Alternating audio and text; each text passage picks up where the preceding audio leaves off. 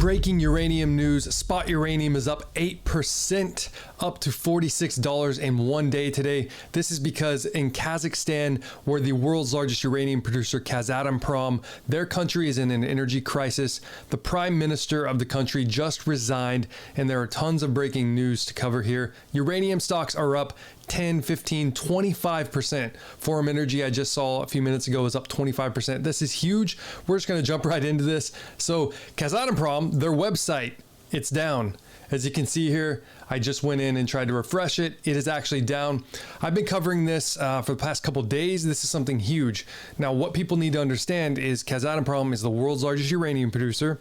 And if anything in the uranium supply gets kinked up, then prices are going to skyrocket, possibly because producers are looking to restart these long-term contracts soon. And this fuel cycle for uranium is very fragile. It's a multi-year complex cycle. And I show it here in Cameco, who's the second largest uranium producer. They have a graph here, and you go from exploration to mining, refining, conversion, enrichment, fuel fabrication. I mean, it just keeps on going. And if anything happens to this fuel cycle, which Kazatomprom has 43% of the world's uranium production, then you can see prices running. And we're seeing that today. Look back here on this chart here. I tweeted all this. You can see in the 1970s, there was a major run in uranium. But what we really want to talk about is McArthur River and Cigar Lake. Both of these were the biggest uranium mines in the world. And this is Cigar Lake. It actually flooded during the big run of the uranium bull market, as well as 2008. Now, this actually caused uranium prices to start running, and utilities started to contract, they started to panic, and they overshot. But this long-term contracts in here, you can see the volume started to spike. This is 250 million pounds of uranium in the long-term utility contracts. But you can see the spot market wasn't even that much volume. We're having a lot more volume now. Now, there's a lot of things that have already happened today. As you can see here, this was a little bit earlier. Spot uranium, it was up about 7 to 8%. So the uranium stocks are way higher actually than this. This was a little bit earlier. So right now there's a lot of coverage going on in Kazakhstan because of this energy crisis. It's saying here on Zero Hedge that the largest airport was seized by protesters, and they are actually still connecting uranium stocks to this. Uranium stocks are soaring because of this. The Russian state affiliated media, they're actually on the ground there. We can actually listen in. That is not their actual background. That right there is a green screen, they said, because all of the media is out. They can't really go outside. All across Kazakhstan, and pretty much every major city here in the country has faced, well, absolute mayhem and chaos lately.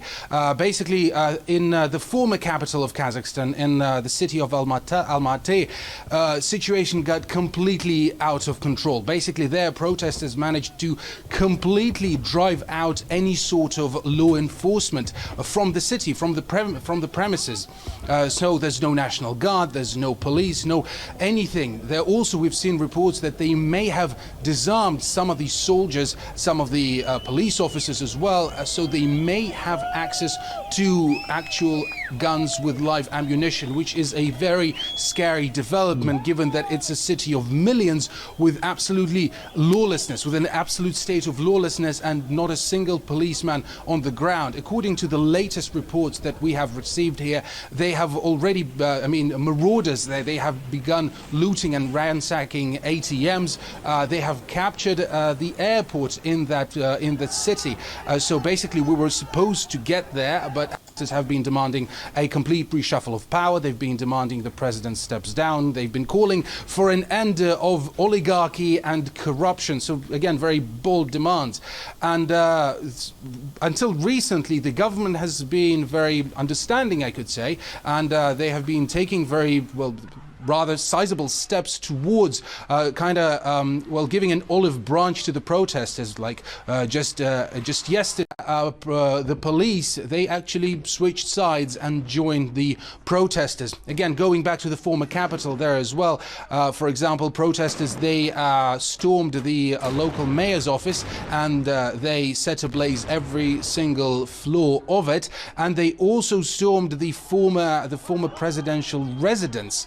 and they set it ablaze as well. Now, just in the past coming minutes, we've heard from the incumbent president of Kazakhstan, Kassym-Jomart Tokayev. He addressed the nation, and he has essentially promised a more firm response from here on out. He has promised that he will use more force to quell the unrest here, to quench it, so to speak, because so far, basically, the protesters, it all started as a protest against a hike in liquid gas prices, but it very quickly escalated into something very basic, into something more bold and blatant. Yesterday, the president dismantled the government and began a process of, for example, of forming a new interim one. And there have been a bunch of other measures like bringing the prices of liquid gas and other petrol down. But all of that has failed to resolve the situation here, and from what we've seen today, things have only turned worse. And here, I mean, in the capital, it's a state of emergency as well. I mean, there is a curfew. Basically, you can't show your face. So right now, I've talked to a bunch of locals, and they have told me that, well, they are waiting for the weekend, because that's when it will get warmer and they will have more free time on their hands. So as you can see, this is not ending anytime soon. The local people there, they're professionals as well. They're professionals in this industry.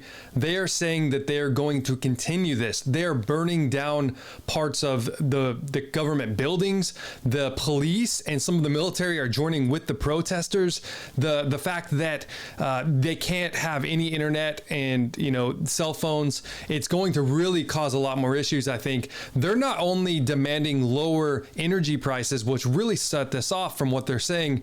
They are demanding that the whole government, and they said corruption, steps down. Now, Kazatomprom has a lot of ties to the government. We know that they are working with lots of governments around the world. So this is why it is a very big black swan event for the uranium sector. This is the biggest uranium producer in the world. 43% of the uranium comes from Kazatomprom there in Kazakhstan.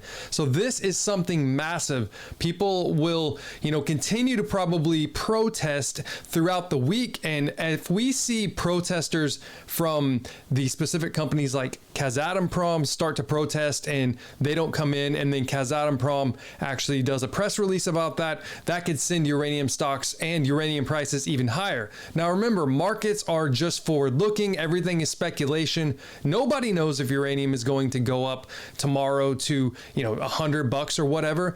But what we do know is supply and demand. There's less supply coming online, and Kazatomprom has said that, and there is a bigger demand coming. These contracts have to be filled. It's very likely that in the coming weeks, if things progress and uranium continues to go higher, I think uranium prices in the stocks could go up massively. Now remember, uranium stocks are leverage plays on the price of uranium, and because uranium is usually done in long-term contracts, we usually only can see the spot volume and the spot market price, which has actually gone up a lot today. But if we continue to see this going, we might see prices run just like they did in September. Now, if things, if the government somehow takes control again and the people and everything's assured, we're still going to see supply cuts. We're still going to see the demand in uranium going up. We see hundreds of reactors looking to come online in the next 10 years. So this is nothing that's going to go away. This is multiple years in the making. This is a cyclical bull uranium cycle that we went through a 10-year bear market. So these type of things, I knew for 2 years that this was coming. I knew that there was an energy crisis coming. That's why I made the documentaries. That's why I post pretty much every day about this. I think this could be one of the greatest stock runs in the world for this sector. If we get the billions and if not trillions of dollars going into the nuclear energy sector in the next 10, 15 years, this uranium bull market could be multiple years, and the supply is only running out. If you guys like this video, please hit the like and subscribe button below, and until next time.